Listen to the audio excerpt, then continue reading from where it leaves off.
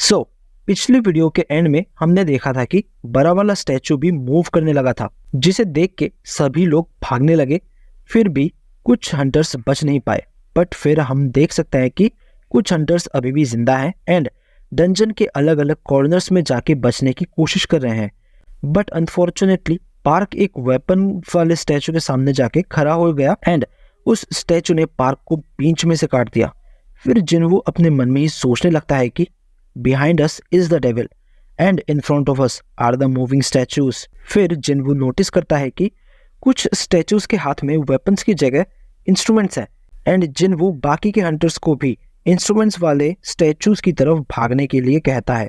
फिर हम ये देखते हैं कि जैसे एक हंटर एक स्टैचू के सामने जाके खड़ा होता है, यानी कि इंस्ट्रूमेंट वाले स्टैचू के सामने, तो वो स्टैचूज अटैक नहीं कर रहे थे, बल्कि उन स्टैचूज में से म्यूजिक बजने लगे। फिर जिनवू भी जूही के साथ एक स्टैचू के सामने जाके पहुंचता है, बट वो स्टैचू कोई भी म्यूजिक प्ले नहीं कर रहा था। फिर जिनवू को रियलाइज हुआ कि एक स्टैचू के सामने सिर्फ एक ही पर्सन रह सकता है, वरना ये स्टैचू म्यूजिक प्ले नहीं करता है। देन वो जूही को उस स्टैचू के सामने रख के दूसरे स्टैचू की तरफ भागने लगता है एंड तभी वो बड़ा वाला स्टैचू जिनवू पर अटैक कर देता है, बट जिनवू जैसे तैसे बच जाता है एंड तभी सारे के सारे स्टैचूज म्यूजिक प्ले करने स्टार्ट कर देते हैं एंड वो बड़ा वाला स्टैचू भी अटैक करना बंद कर देता है। उसके बाद जूही भाग के जिनवू के पास जाती है एंड हम देखते हैं कि जिनवू बच तो गया था, बट उसका एक पैर कट चुका था एंड साथ ही साथ जूही उसके पैर को हील करने लगती है। अभी वो जो सेकंड रूल था इस डंजन का, वर्शिप द गॉड, उसका लिंक इसी म्यूजिक के साथ है। ये म्यूजिक ही इस गॉड के लिए वर्शिप है, इसीलिए जब सारे स्टैचूज ने एक साथ म्यूजिक प्ले करा तो इस स्टैचू ने अटैक करना बंद कर दिया एंड फिर गॉड का ये स्टैचू अपने थ्रोन पे जाके बैठ गया एंड वो अपने हाथ से इशारा करता है एंड उस चैम्बर के बीच में एक ऑल्टर निकल के आता है। फिर जिनवू सबको बोलता है कि ये एक ऑल्टर है एंड सभी लोग जिनवू की तरफ देखने लगते हैं एंड जिनवू सबको समझाता है कि ये एक ऐसी चीज है जो कि पुराने टाइम की लेजेंड्स एंड स्टोरीज में मेंशन किया गया है एंड एक ऑल्टर गॉड को ट्रेजर एंड सेक्रीफाइसेस ऑफर करने के लिए यूज किया जाता है। एंड जिनवू ये भी बोलता है कि इसका लिंक शायद third rule prove your faith in God से है, जिसमें मिस्टर सॉन्ग बोलता है कि इसका मतलब अब हमें में से ही किसी एक को सेक्रीफाइस की तरह ऑफर करना होगा इस गॉड के स्टैचू को, जिस पे कि मिस्टर सॉन्ग की गर्दन पर एक स्वॉर्ड रखकर बोलता है कि एज मिस्टर सॉन्ग ही इस रेड पार्टी के लीडर हैं तो उन्हें ही रेस्पॉन्सिबिलिटी लेनी होगी एंड खुद को सेक्रीफाइस करना होगा, जिस पर मिस्टर सॉन्ग राजी भी हो जाते हैं एंड ऑल्टर की तरफ आगे बढ़ने लगते हैं। एंड जैसे ही वो ऑल्टर के सर्कल के अंदर एंटर करते हैं वैसे ही एक फायर लाइट अप हो जाती है, यानी कि एक फ्लेम जल उठता है, जिससे कि किसी को कुछ समझ में नहीं आता कि आखिर ये क्या हुआ। जिस पर मिस्टर सॉन्ग जिनवू से पूछते हैं कि अभी उसे क्या करना होगा, जिस पे जिनवू ऑल्टर के पास से देखना चाहता है एंड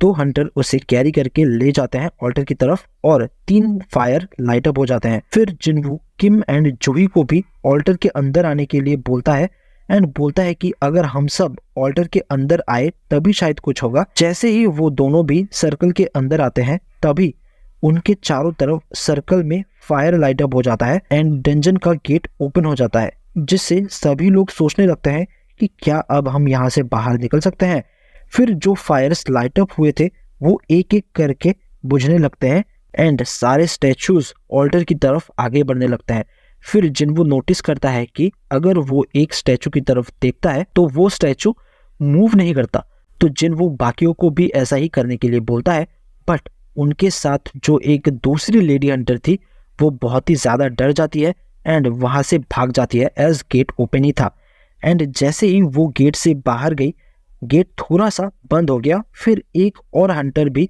वहाँ से भाग जाता है एंड जिनवू बाकियों से बोलता है कि मत भागो, ये ब्लू फ्लेम्स एक टाइमर की तरह है, जैसे ही ये सारे बुझ जाएंगे तो ये सारे यहाँ से बाहर निकल सकते हैं। देन किम बोलता है कि ऐसा भी तो हो सकता है कि जब ये सारे फ्लेम्स बुझ जाएं तो गेट फिर से बंद हो जाएगी एंड वो सब यहाँ से बाहर नहीं निकल पाएंगे। एंड बोलता है कि उसकी भी एक फैमिली है एंड वो यहाँ पर नहीं मर सकता एंड ये कह के किम भी यहाँ से निकल जाता है एंड फिर सारे के सारे स्टैचूज ऑल्टर की तरफ बढ़ने लगते हैं। फिर मिस्टर सॉन्ग बोलते हैं कि as long as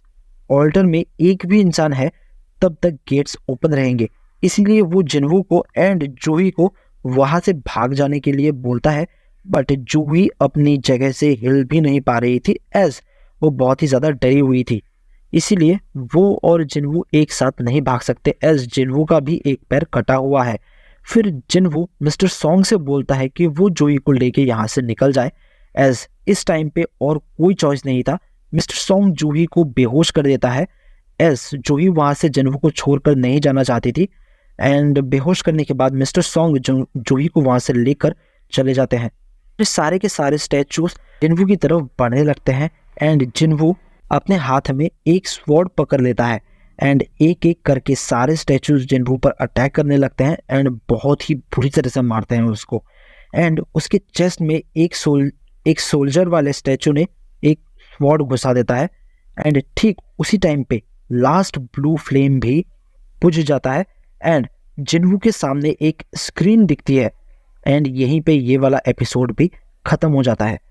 so I hope तुम लोगों को ये वाला एपिसोड का एक्सप्लेनेशन भी पसंद आया होगा। सो अगर तुम लोगों को ये वाली वीडियो पसंद आई हो so please like this video and subscribe the channel. And अगर तुम लोगों ने पिछली वाली वीडियो नहीं देखी है तो उसका भी लिंक मैं डिस्क्रिप्शन में दे दूंगा, तो तुम लोग उस वाले वीडियो को भी ज़रूर से चेकआउट करना। तो चलो मिलते हैं किसी नए वीडियो में।